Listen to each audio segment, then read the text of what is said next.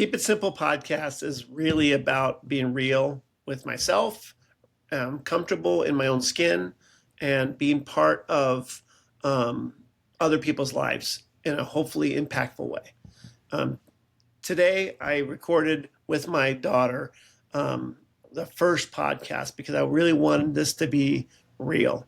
I kind of wish I had the ability to put all the edits in right perfectly and make this look really awesome so that everybody in the world would see it and see, oh my God, they're so put together. But I don't want that. What I really want is everybody to see that this is real, that my daughter and I are going to riff a little bit, make some fun of each other, and talk about what I'm trying to accomplish, and hopefully that resonates with you. So if you have any problems with some of the things we say, maybe they're not perfectly on color or they're not fluid, so be it. That's the way this is going to roll. Most likely all the time. So thank you for watching. I appreciate you, and I guess there's always that thing we should probably follow by clicking the link down below wherever that's at. I'm not an expert. What can I say? I'm going to introduce my guest here in a second, but first I wanted to say my goal is to find a way for me, not so young guy, maybe a little older guy, who wants to engage with people the way we all need to engage, social media, and communicate really well. The way I want to do it is not going to be holding a camera in front of my face. Every time I do that, it seems like it's contrived, and it seems like I'm not able to express myself. So how do I express myself best? Talking to people, meeting people, getting to know people, getting in a room with the people, and not in a big room where there's 150 people and I have to speed date. I mean, get to know someone. And so that's what this is all about. Me getting to know you and learning what you're pushing on, what's important to you, what drives you, and see how we can put things together for each other. So that's it. And so today I have chosen someone who I think is really amazing. She's very special to me, and I think she'll be very special to you once you get to know her. She is a program specialist for teachers. She's basically helping teachers to get their credentials and become the most amazing people in the classroom that they can possibly be. Her name is Grace McMullen, and yes, there is no fluke there. That is my daughter, my beautiful youngest child, and I want to introduce her. And I asked her to come in today because I just realized that she probably could ask some questions from a different perspective that I'm probably going to be doing in the future, if that makes sense. So I want to give you guys a sense of our relationship and how we've built that relationship over, I'm not going to say how many years. 26 years. There we go, 26 years. So Grace, thank you for coming. Thank you for joining. And thank you for helping me to facilitate my first podcast. Thank you for having me. And for those watching on video, please do not comment about our faces being the same. I know. And you'll notice it more and more as you get into the podcast. We do have the same face. Well, she is so lucky. And I don't know how she got the good part of the face and I got the other one. So I don't know. Thank you, Mom. There we go. So Grace, do you have, you've been watching me, to be very blunt, in the last 5 years, I started buying real estate. I started looking into real estate and what it meant for me, what I could do with it, how I had a passion for it. 3 years ago, I sold my insurance agency after 27 years, and you've watched that change. And I'm sure you have questions about why I'm doing what I'm doing. I think you have some good background knowledge of what I'm trying to accomplish too. But do you have any questions that would maybe help my my audience in the future? Yeah. And speaking of like the transition from being an Allstate agent to what you're doing now, it was a hard transition for you. And growing up, I knew you as somebody who's pretty conservative with your money. And I think the first question is like, what shifted? What changed from being like I want to have a savings and I want to be able to see it to where you are now, which is very different. Yeah. I think years and years of fear. So when you're, when you are conservative, you take the smooth road, right? And that's a natural thing. And I've watched myself miss out on opportunities over the years because of that. And so that was something probably in the deepest recesses of my brain. Um, and then, of course, when you're working with an insurance company as an agent, you're self-employed. You're paying all the bills. You're paying the employees. You're paying the rent. You're doing everything, but you aren't necessarily in complete control. Hmm. The insurance company makes decisions that you have to abide by. One of the things I used to tell people as a joke was when if someone would say, "Oh, what's your business plan for this year?" I'd say, "I don't know. They haven't told me." Mm. And I think that was deep in my soul that I wasn't. I was doing all the work. I was being conservative, but I wasn't owning my future, if that makes Hmm. sense. Yeah. I had things that were out of my control. I think that was a big part of what got me to the point where I was ready to invest and try something new. But then COVID hit, and I realized for me, it was seemed like a for me it seemed like a big power grab. It was I have control of you. You're not going to do this, and you're not going to do this, and this is how you're going to live. And I just I recoiled against it. Hmm. It just felt very unnatural. And then on top of that, my wife, after being married for 30 years or so, got breast cancer and went through the harshest drugs that you can go through and come out quote unquote cancer free, which is amazing. But the aftermath of that has been tough too. And so I think all these things, these are fears that I was carrying. And I thought to myself, I have to not live like that anymore. So I think it was really just, a one word answer is fear. Hmm. Yeah, and for those of you that don't know, my dad's like kind of like story. He lost his mother pretty young, and I think the story there has always been like he jumps into action. That's just like who my dad is. And when my mom got diagnosed, he jumped into action, and it was very like, okay, we're gonna beat cancer. That's what we're gonna do. We don't have to sulk about it. We can do this. And I think that was a little bit the shift for you too. You're like, Mhm. I'm jumping into action in every aspect of my life right now, except for my work life and why. And I feel like that was kind of a catalyst in a weird way of like, okay, if I'm taking control here, why aren't I taking control everywhere? That's a good point. I think that you're right. I was feeling like I was taking action everywhere, but in my career, I was Hmm. letting other people make decisions. Yeah, that's Yeah. good insight. Yeah. I That's why actually hadn't that's really why thought I about that. that's why I asked you to come on. I think because you do Yeah. you think about things differently than I do, but in a similar way. Though it's kind of interesting. Mhm. Okay. For my next question, um, growing up, obviously, you were super dedicated to your work. You were an Allstate agent, and now you are doing this amazing thing. And still raising your grandkids and raising your kids, you've balanced like full time work and being like a present and supportive father. How in the bleep have you done that? Well, it's harder than it should be at this point in my life, I think, and there's no doubt about it. And I say that should be. What's that mean? I mean, if I didn't have one thing to work on, I'd be working on something else. I don't think it would have changed the work ethic, Hmm. but I think that's what it comes down to. It's work ethic. I tell myself, how they say so. You're on you're at your own funeral and you're watching people and what are they saying about you, right? And I think that my big thing is work. When I say work ethic, I really think I mean I want to show up. Hmm. I want to show up when people need me. If there's some other, I don't want to be the guy who just doesn't show up. I guess I Hmm. don't know how to say that. So to me, if my kids said my dad was always there. He showed up. He doesn't have to be super dad, but he had to show up. You have to be intentful, and I think that's probably what I've done your whole life is Hmm. just I keep trying to show up as best Yeah. as I can. Yeah. You've done a really good job at that. At any moment, at any time of day, if you call my dad, he will answer and he will show up if it's the airport, anywhere.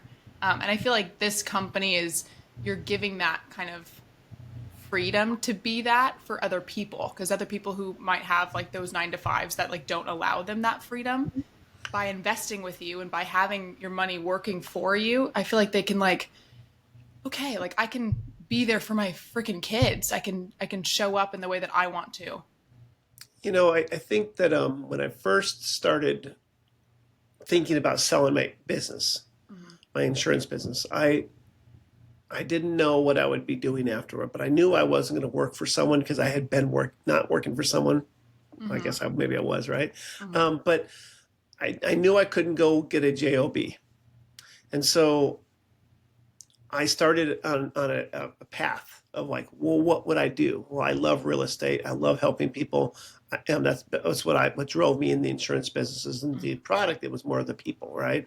So how do I help people to do these things? How do I help them to do what I'm doing? And so I first, actually, my first rendition of this was I'm going to help people buy real estate. And I realized quickly that I felt like I was selling and pushing people, Hmm. and that's not what I want to do. Hmm. Um, That's not your personality. it's not my personality. And some of the other things I'm doing now, which is funding projects and growing my real estate. I don't sell people on that. I help them to see how it could be a good path for them. Hmm. But broader than that, I don't want this podcast to be about that. I want this podcast to be about, I want people to go, hey, Brian can help. Brian can answer a question. Brian can push me forward. Because ultimately, what I think I've done for some of the people who have invested with me is I've pushed them because they learn to believe in what I'm doing. They trust Hmm. me, and they go, "Wait, I could do something like that." Hmm. And so I've seen a lot of people expand and grow into their own businesses, or just change that little bit. Because I don't. I mean, I'm changing. The last few years have been big changes, and Yeah. they've been huge. But I don't think everybody has to do that. I mean, you can go to your current career, and so and still do on the side something. Hmm. And I think that's Absolutely. that's what this is simple. Keep it simple, but Simple Life is my company. That company is really about helping people kind of step out of what they've been doing or what they know and trying something new. And if that leads to a little growth in their asset and that's it, that's a win. If that leads to better relationships and the way that they communicate with others, that's great. That's a win. If they decide to leave their business in the future, that's a win. Yeah. If they have another thought in their head, hey, I don't have just this. I have this other option, and Yeah. hopefully they'll say, Brian showed me that there's another option. And Exactly. And you're yeah, giving people that freedom, which I think is important. yeah. I mean, I'll Yeah. be honest with you. I didn't leave my insurance business for many, many years because I didn't know what other option there was. Hmm. So if I can give just people the idea that there's another option, I think that's a win. And so I Totally. think that's kind of what I'm trying to do. It's not really about doing business together. It's about connecting and helping others to do what they want to do, Hmm. or Love it. helping them to see what they might want to do. You know what I mean? Love it. Okay, I'm going to ask another question. And Okay. my dad Cool. has not seen these questions. I wrote them apart from him. So Yeah. he might get a chuckle out of this one. Oh God. Growing up, you always said this is your motto: always be 10% smarter than the tools you're working with. And that would be if we were trying to figure out an app, homework, anything. Like, what tools do we have? We have to be 10% smarter than the tools we're working with. How have you applied that philosophy into your Simple Life investing philosophy? Wow. That's deep, girl. Deep. That's deep. Um, yeah. I think it's I I joke about this. My wife gets upset with me when I say things like this, so I'm going to say it. But I just want you to know I don't think of myself this way, but I do. I'm not the smartest person in the room. I'm not the sharpest knife. I'm just People not. say that, I yeah. go. I know that sounds like I'm putting myself down, but I'm just trying to be realistic with what I got. So to work with, right? What do I got to work with? And so when I go in a room and I find someone who has a tool that I don't, that's my 10%. Hmm. How do I make a better connection with that person? How do I build a relationship that I can understand or learn? I'm not going to use their tool. I'm going to learn from them, right? Hmm. So I think it's finding people who are a little bit better than you and putting that relation. The one thing I do, I always tell people this, and you may have seen this or not, but I have two what they call superpowers, right? One of them is I build relationships. I did it with 27 years in my insurance business. I grew that insurance business immensely by doing that. I've been doing the same thing with in my real estate business is building relationships. So that's my power. The other one isn't that I'm super brain or I'm super spectacular or better looking than anybody. it's I'm taking action. Okay, there's an idea. Let's go do something about it. Don't just think about that idea forever. And so Yeah. that would be my 10%. It's knowing that I can build relationships and people, and I'm not saying that they necessarily should every time, but people like me and I like them, and then I take action. So Yeah. that's I my like 10%. that. I like that. And that's something that you've imparted on me too. It's like you shouldn't be the smartest person in the room. That's like not really where you ever want to be. But you should like acknowledge who's smarter and like and build relationships with them and learn from them and then apply that into your life. So yeah, that makes Absolutely, sense. absolutely. That makes sense for simple life investing. Yeah, well, it is. I'm a simple guy. I just knew one day I wanted to buy real estate, and I couldn't do it in California because it was either too expensive, the laws were against me, or whatever. How do I do that? 10%. I found someone who said, "Hey, Tennessee's a great place to invest," right? And then when I started lending money, the same thing. It's like, "Hey, who do I know?" So, what are you laughing at me for? Why are you laughing? I'm just laughing at you calling yourself a simple guy. I'm a simple guy. That name didn't come out of nowhere. I It is know. me. It's just so funny to hear it in that context because like people see the name and they're like, oh yeah, like he wants to make it simple for us, but you're like, I'm a simple guy. I just think that's so funny. Okay, sorry. Okay. You have anything else for me? Or are we done here today? Come on No, now. I have more. I have more. Okay. Okay, I'm looking at my little list. Oh, you have a list written Oh, down. I have a list. Yeah, no, I have a list. That's my girl. She's very organized. Yeah. The thing is, I know this answer, but I want the audience to hear this answer. Was there ever a time that you doubted yourself in business or investing, and how did you overcome it? / what did you learn? That's 3 questions. So I'm going to start the Right. first one. Did I ever doubt? Every day. Every day. Every day. What am I doing? Am I doing it the most efficient way? Is there a tool that I should have in my tool belt to make myself better? Every day I think to myself, what am I not doing? What do I need to be doing? Where can I get better? And I think to my detriment sometimes, because sometimes I get in my hole of like, oh, I'm not perfect. And I have friends in some different communities and groups that their social media is amazing. And I'm like, wow, if I could just do that, Yeah.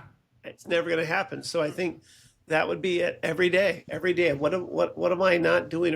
And I feel, there's a term, I think, most people I know, including some of my mentors, we all have imposter syndrome.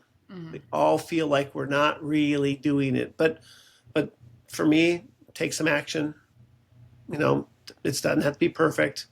Imperfect action is better than no action at all. And so, I don't know if that answers the question because I got sidetracked. No, it does. And I always the answer that I thought you were gonna say was Bend, Oregon, because you always talk about Bend, Oregon. Yeah. And because I know that it keeps you up at night sometimes. Now I have So to maybe tell that story. Now I have to tell about Bend, Oregon. But Bend, Oregon is just one thing. One thing in my life that I look back and go, wow, if I would have made a different decision, my life would be up there. And I still do that. I mean, Bend, Oregon, we're going to talk about that. So my sister-in-law moves to Bend, Oregon 15 years ago. Yeah.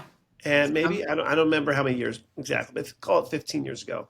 And I've never even thought of it. I never knew about Bend, Oregon. We went up to visit, and I'm like, this is a cool town. It's small.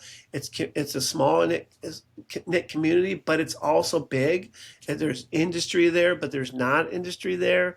There's ski resorts and mountain biking and rafting and Yeah. caving, and there's like, wait, this is that place you want to raise your family. Why haven't I known about this? Mhm. So I made my wife go drive the neighborhoods and look at houses. Again, this is 15 years ago. Remember, I didn't start investing until 5 years ago. Yeah. So 15 years ago, I'm like, we should look into a house up here. And we found this neighborhood, older houses right along the Deschutes River. So the Deschutes River is pretty cool, thing to see, right? Every Hmm. day. And I found a house 2 blocks maybe off the river.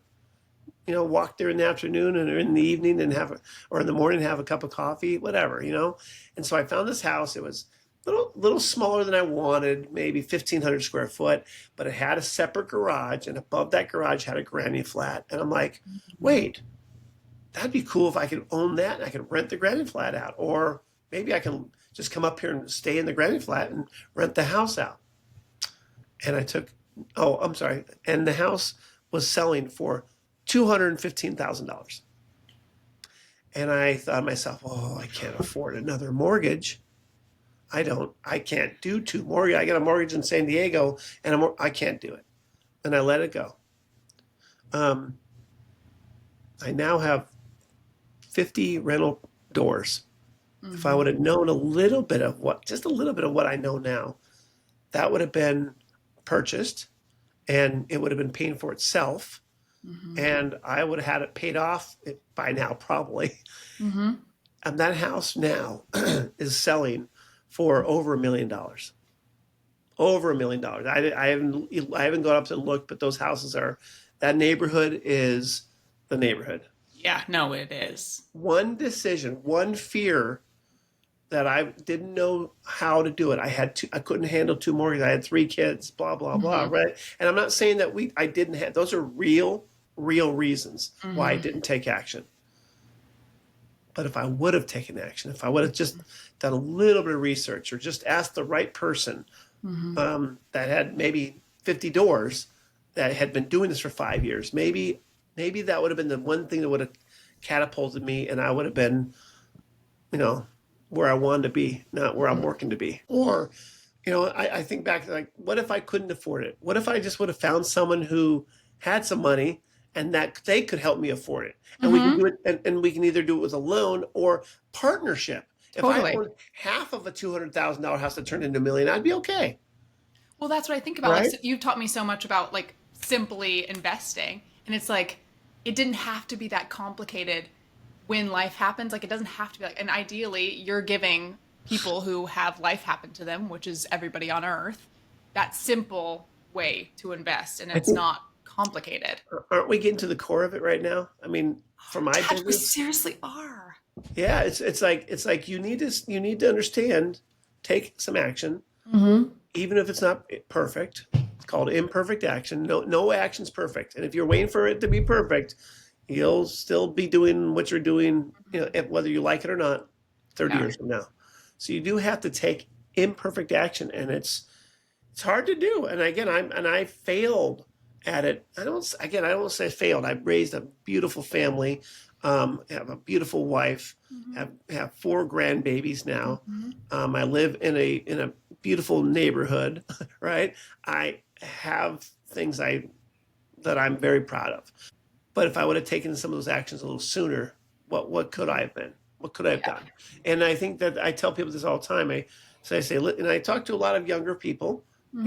in their 20s and 30s and 40s, and I say, listen, I didn't even start thinking about buying real estate, which I think for me it's a passion, Hmm. until I was 52 years old. Hmm.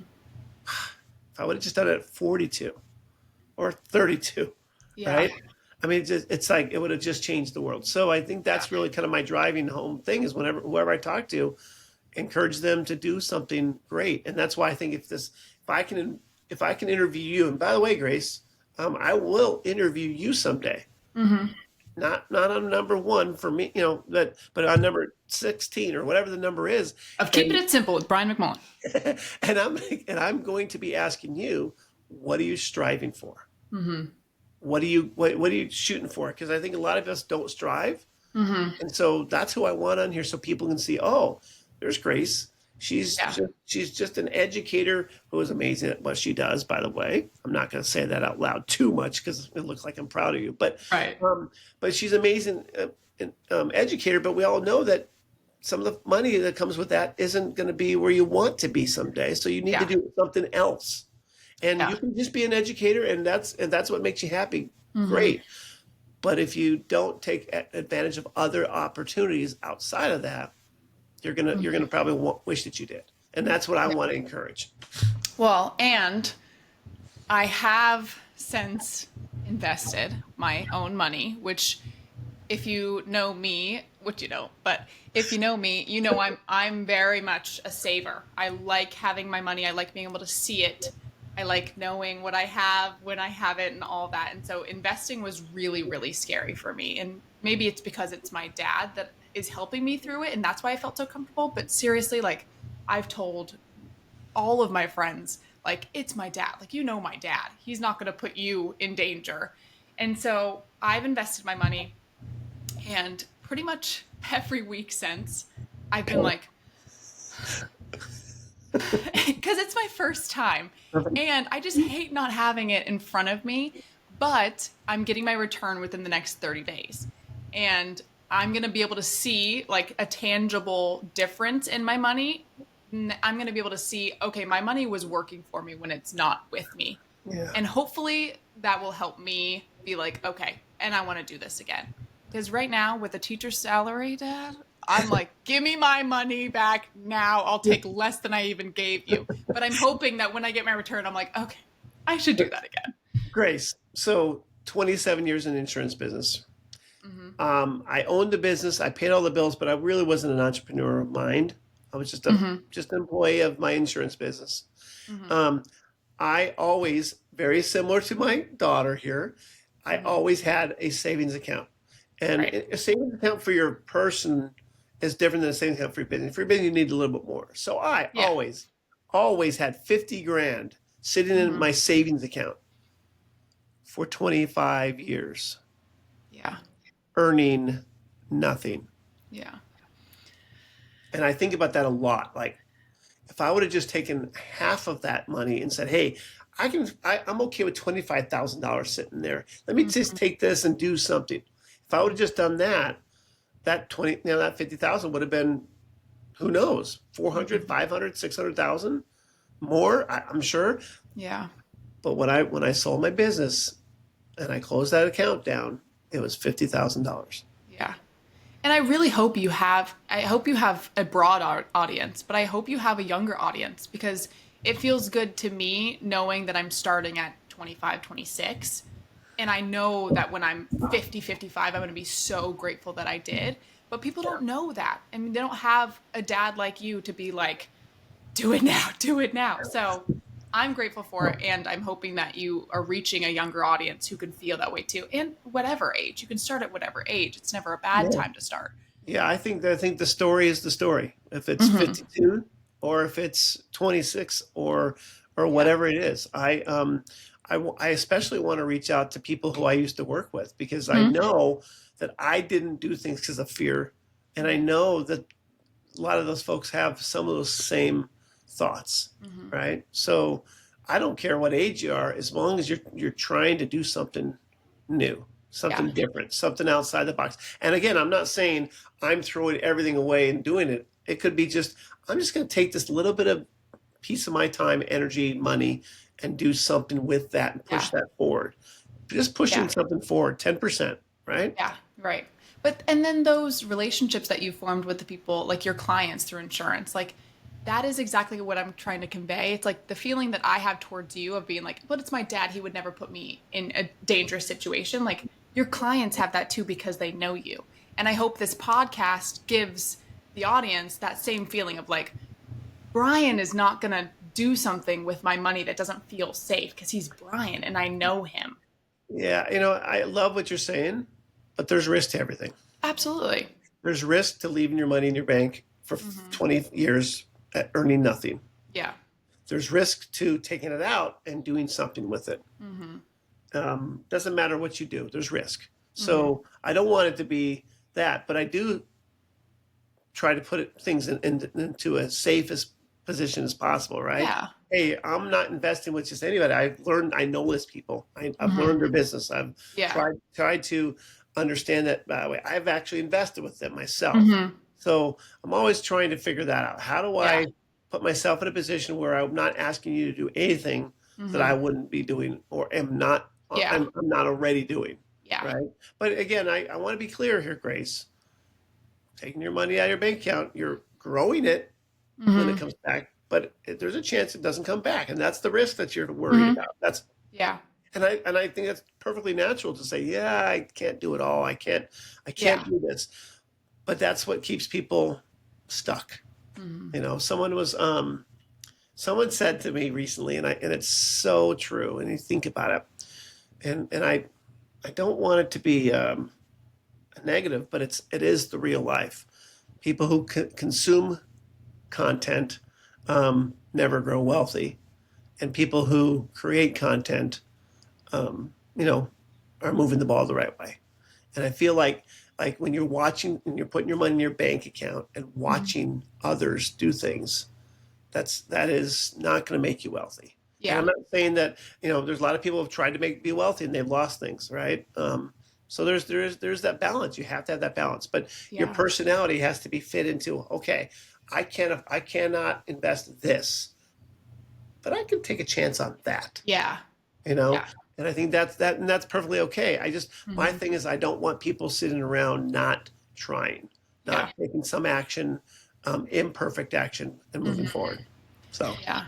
In the beginning of this, you were talking about how like you don't know how you're gonna be like giving people this information because it's not natural for you. But I was thinking about it, and like kind of one of my questions that I'm not really gonna ask is like you are someone as a father that like everything you did around the house, whether it was like scrubbing the floor in a different way, you'd always be like come and look how I'm doing this so you can do it later kind of thing. And That was just a hope. right. That was just to teach me how to clean. But like that is like who you are to your core. Like you're the type of person that I mean, if I met you at 15, I'd be like, yeah, you're going to be a dad one day. You're just that kind of person. And Yeah. that like the natural like instinct to teach people how to do things is just who you are. And I think that's the way Thank that you're you. going to give the information. It's just like, hey, I'm doing this. Come and see how I'm doing it.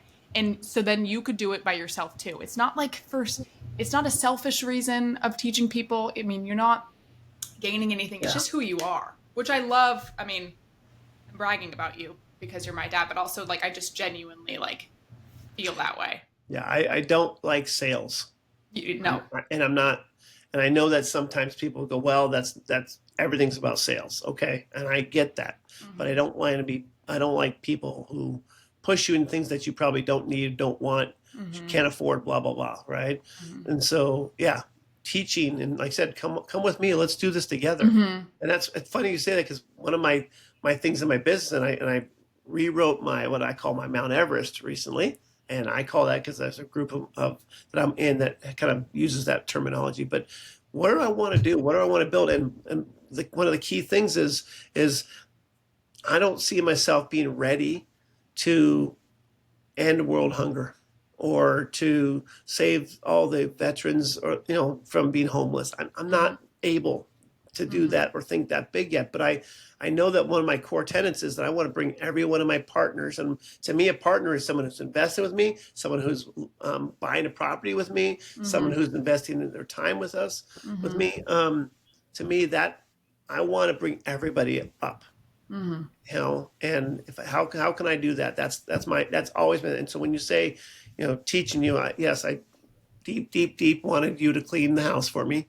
Right. um And I ended up doing. yeah, a little bit. Yeah, you're the best of the three for sure. Thank you. But yeah, it was about showing you a skill so you can carry your own weight, and I think Hmm. that's really important. Independence. Yeah. And So that's just like your business too. It's the same thing. yep. By the way, everybody, the boss is Taylor Ty. She is the boss. Who's the boss? She tells me what I need to do, and she knows how to get it done. And She's our so executive producer on this podcast. there's her hand.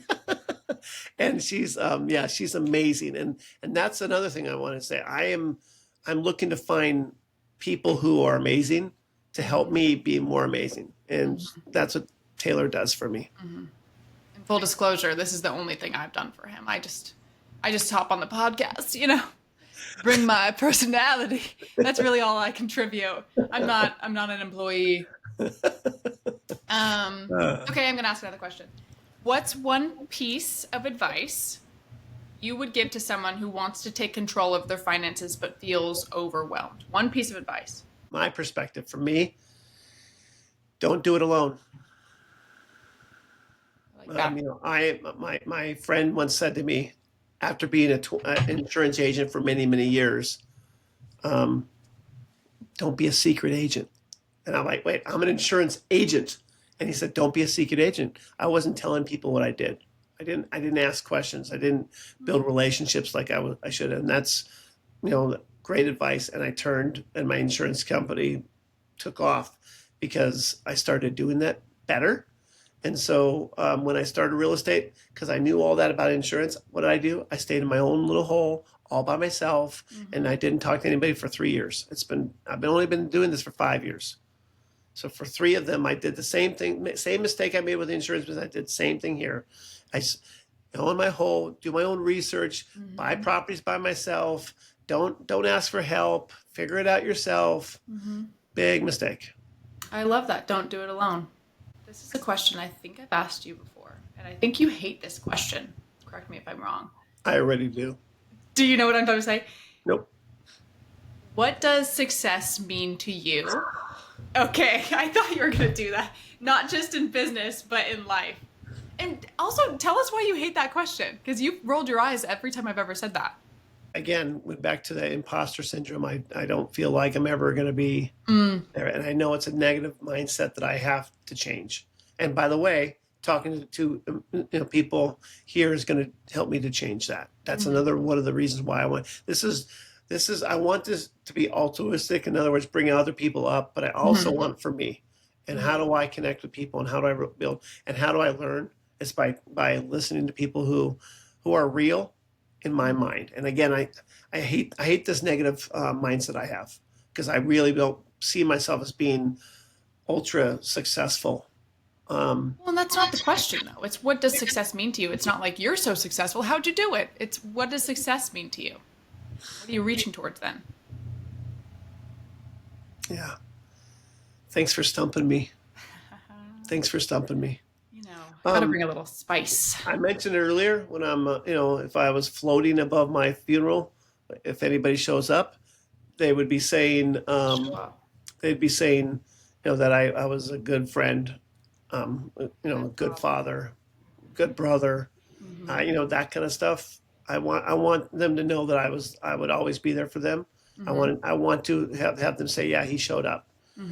So I think that's probably the core end of the game thing.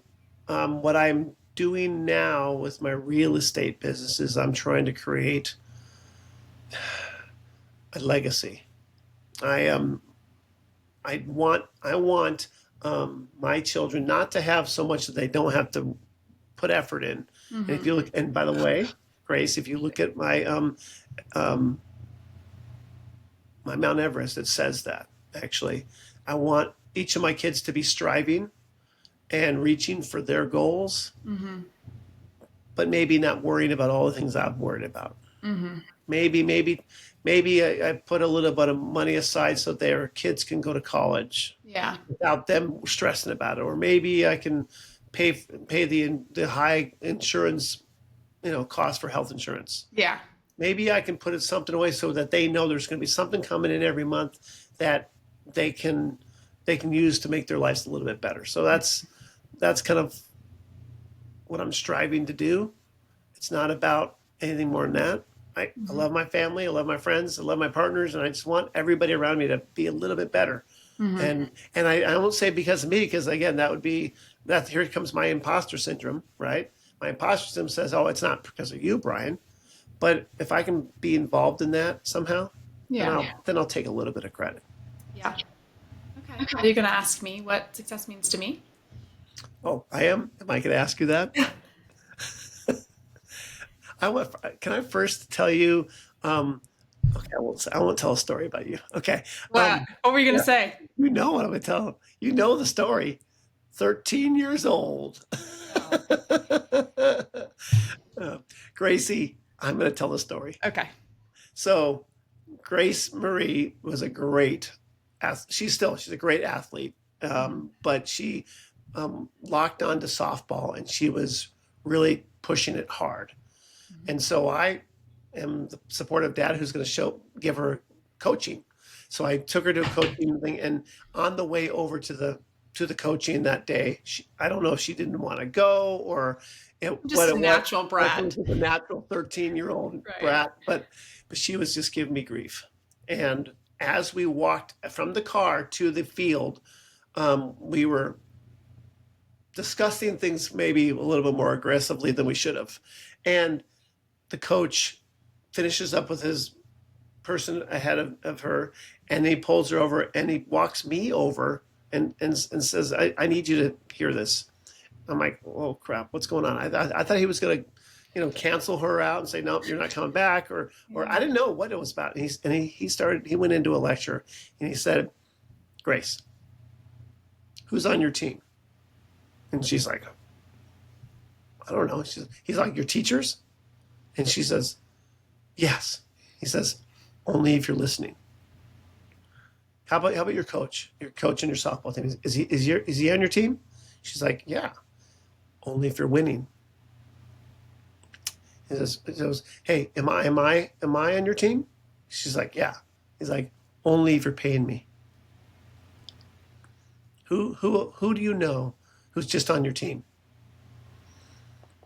And at that moment, it's like tears came to her eyes, tears came to my I eyes. don't know why am I crying. I know, but it was like that moment that we both realized, holy crap, this is a really big deal, Hmm. and we need to take care of that. And then that was the moment because I was arguing with her. I went to my wife, and my wife says, Brian, stop fighting, stop being aggressive with her. She needs time. And so I stopped and I took back. And every time I got to a point where she was making me upset, I'd give it a half an hour. I call my half an hour meltdown, right? And in a half an hour, I'd walk over to her, and she would say to me before I said anything, "I know." And the relationship has blossomed. The reason why we get along so well today is because of that. And Hmm. so I like to tell that story because I want you to know how wonderful you are. But it's us listening to other people and going, wait, whoa, whoa. It's not just right here in front of us. It's Hmm. bigger. And I think Yeah. that's the mindset I'm trying to change because I know that my mindset is no, I'm going to fight, Yeah. right? Same. Yeah, and so Yeah. that's why I said. So what was the original question? And I'll answer it now. The original question was, are you going to ask me what success means to me? Grace, Yeah.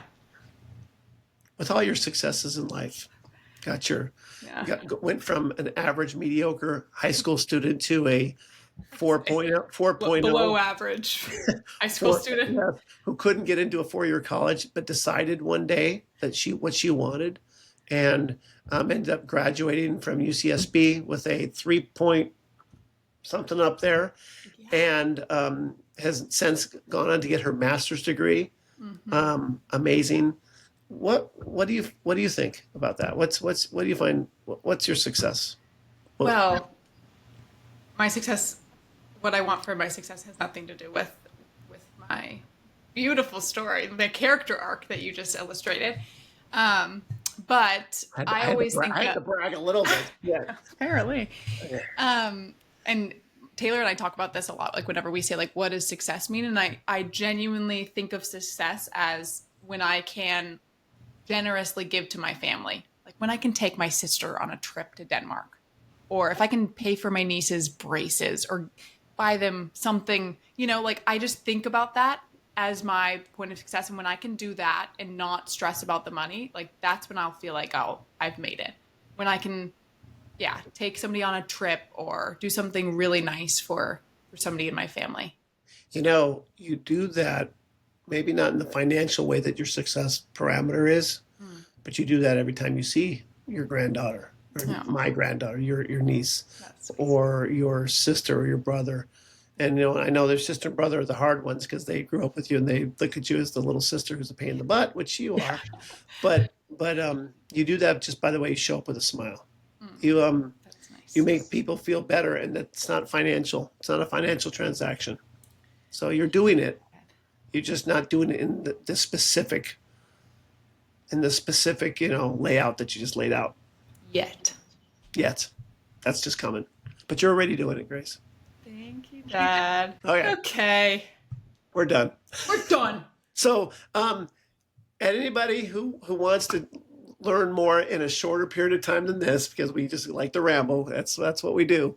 I would love to have you come along with our journey, learn with me, learn all the things that you could, those little tidbits of information that you could put into your life to make your life just a little bit better. And let's do this together. Do it with a simple guy like Brian. Keep it simple. Okay, that's enough of you. Okay. Love you, Okay, Dad. I love you too. Thank you.